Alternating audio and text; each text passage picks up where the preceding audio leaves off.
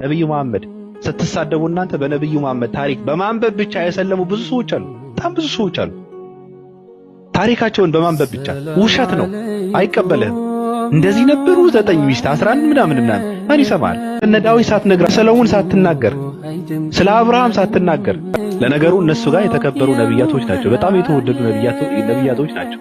መጽሐፉ በጣም ታማኝ ነበረ፣ የተወደደ የተከበረ ነበረ፣ አምላኩን የሚፈራ ነብይ ነበረ እያለ ነው የሚገልጻቸው። እዚህ ጋር ደግሞ ዝሙተኛ ነበረ፣ ጣዖት ያመልክ ነበረ፣ ትውልድን ጣዖት ሲያስመልክ ነበረ፣ ወሸላን ሲያስቆርጥ ነበረ ምናምን እየተባለ የማይገባቸውን ታሪክ ሰጣችሁ። በሚደብር ታሪካቸውን የተጻፈው ነብያቶች በክርስትና በጣም ነው የተዋረዱት።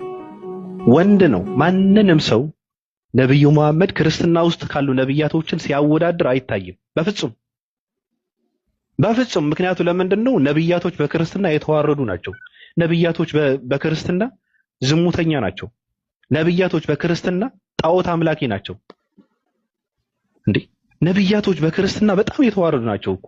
ለዛ ነው አምላክ ከሚሉት ኢየሱስ ክርስቶስ ነብዩ መሐመድን አምላክ ብለው ከሚያምኑት ኢየሱስ ክርስቶስን እያወዳደሩ የአምላክነትን ክብርና ቦታ ሰጥተው የነብዩ መሐመድ ከሰውነቱ እኮ ነው የሚያደርገዋቸው። ሰው ናቸው፣ አለቀ።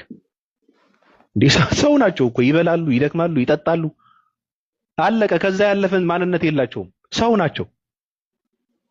ምናልባት ሌላ ከሰው አልፈው መልአክ ናቸው ፈጣሪ ናቸው ብላችሁ የምታስቡ ከሆነ የእናንተ አመለካከት ነው። ወደ ልባችሁ ተመለሱ። መመለስ አለባችሁ። ነብዩ መሐመድ ሰው ናቸው። አምላክ ናቸው ብሎ የሚያመልካቸው ሰው የለም። መልአክ ናቸው ይበራሉ ይከንፋሉ የሚል ትውልድም የለም። ከራሳቸው ምንም ማድረግ የሚችሉ ናቸው ብሎ የሚያወራ ሰውም የለም። ስለዚህ ማስተካከል አለባችሁ። ነብይ ምንድነው? አምላክ ነው ብለህ የምታምነው ከሆነ ኢየሱስ ክርስቶስ፣ በኢየሱስ ክርስቶስ ማንነት ነብዩ መሐመድን ልትለካቸው አግባብ አይደለም። በእናንተ ነው